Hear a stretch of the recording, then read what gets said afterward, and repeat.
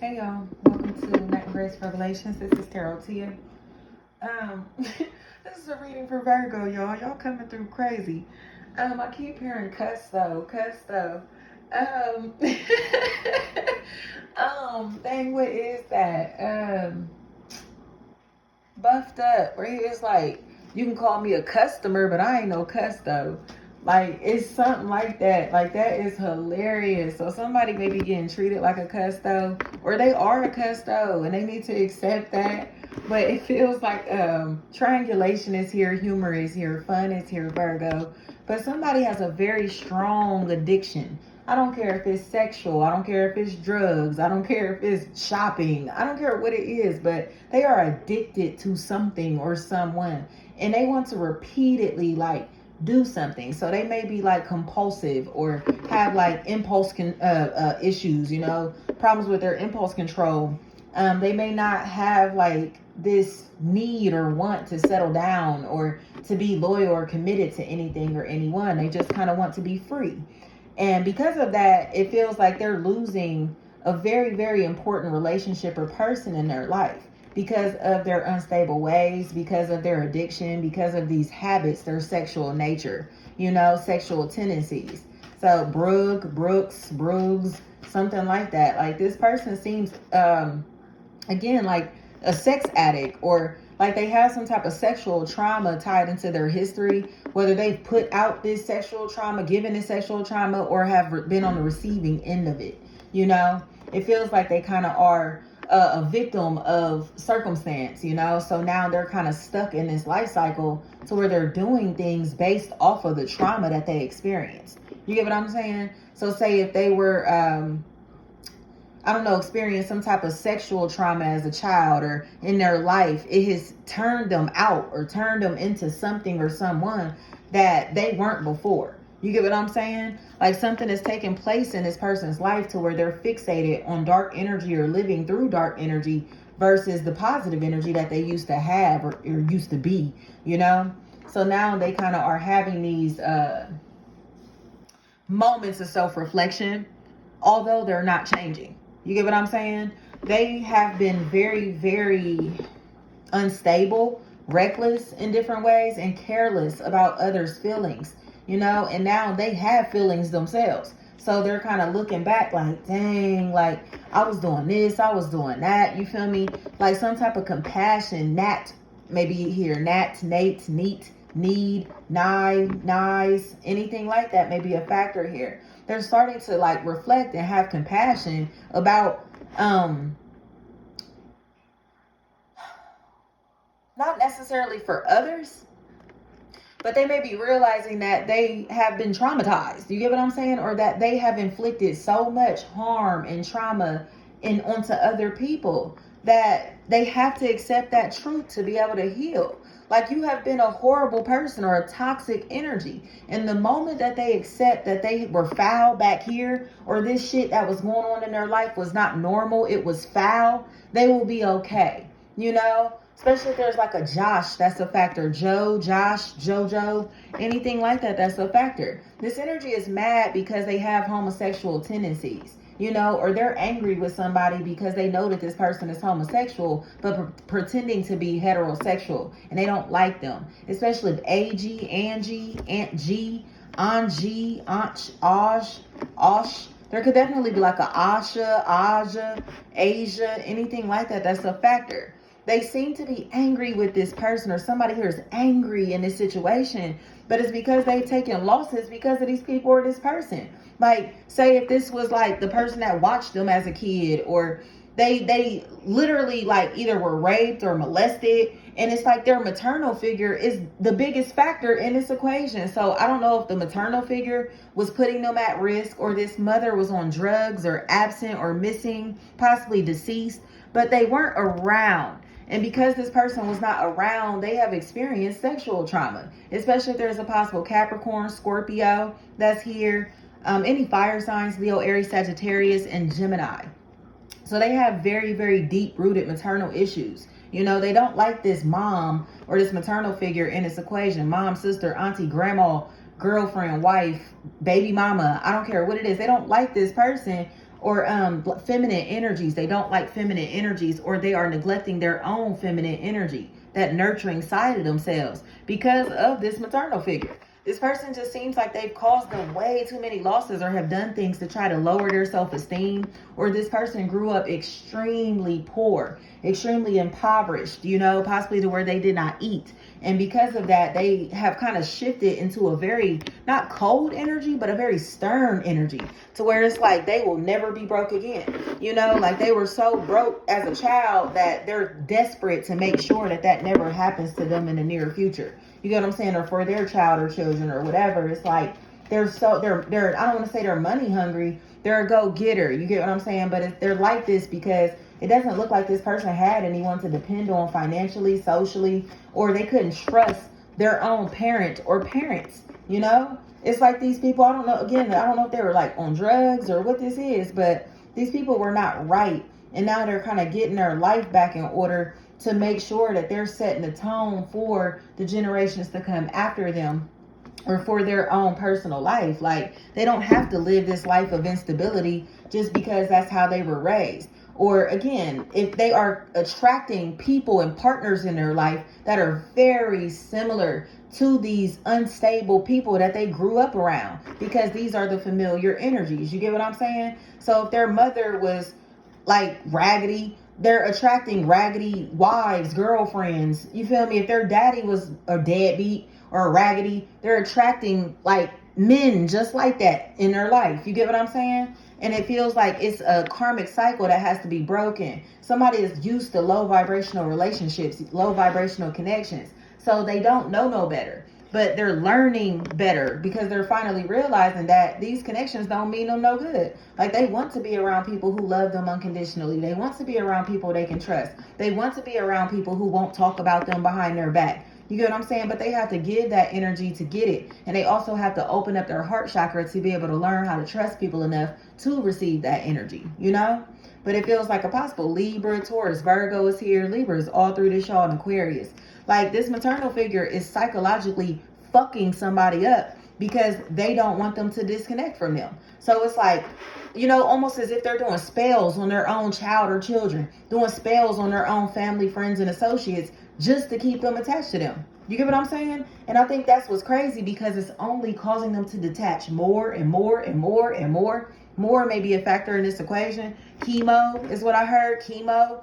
I'm telling you, this motherfucker better quit playing and stop doing magic on these people, because they about to go bald. They're about to lose all their hair. And it feels like it's due to illness, But it's because they've been sabotaging other people's lives. Like, their life and health is going to fall apart because of what they're doing to other people spiritually.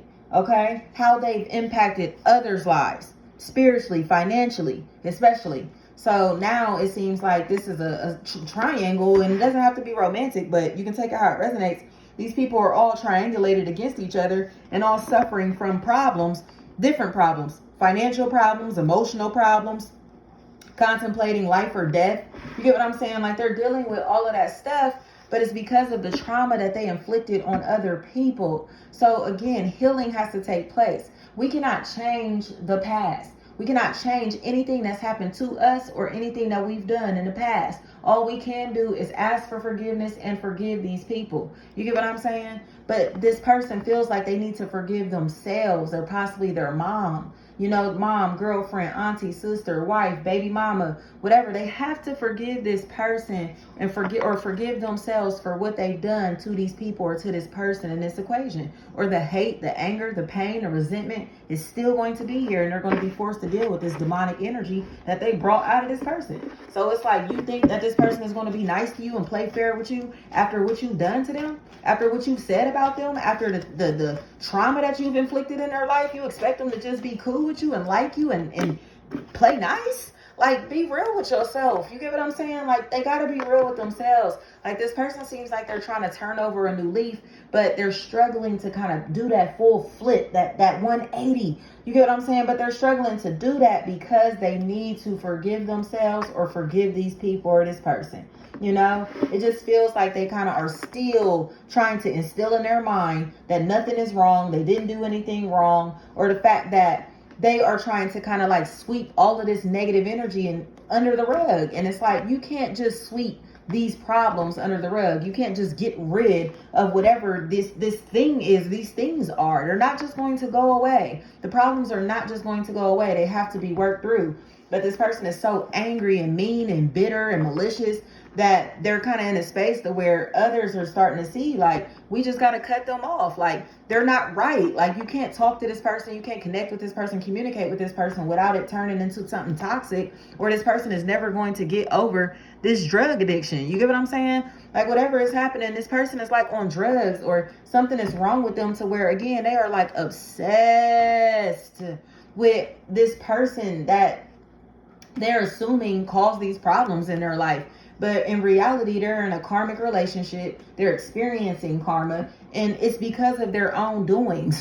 So it's like, accept that. Trey, T-Ray, Teray, anything like that. Like, this person is a loser. Like, they felt like they went from king to the hill, being on top of this mountain, to completely falling apart. But it's because of how they are treating their family, friends, and associates. You get what I'm saying? Like, this is a loser. They're a loser, and they're a loser because they're not trustworthy. You know, it's like they assume that other people are untrustworthy like them, so they're snaking people that they know personally. So it's like, you're literally coming into these people's lives, trying to build positive relationships with them, just to rob them, just to steal from them. Especially if there's a Robin, a Robbie, Roby, Reby, Rebby, Reb, Reeb, Rob, anything like that. That's a factor in this equation, and they know that. You know, that's what I think is crazy. I heard Saniqua, Nigua.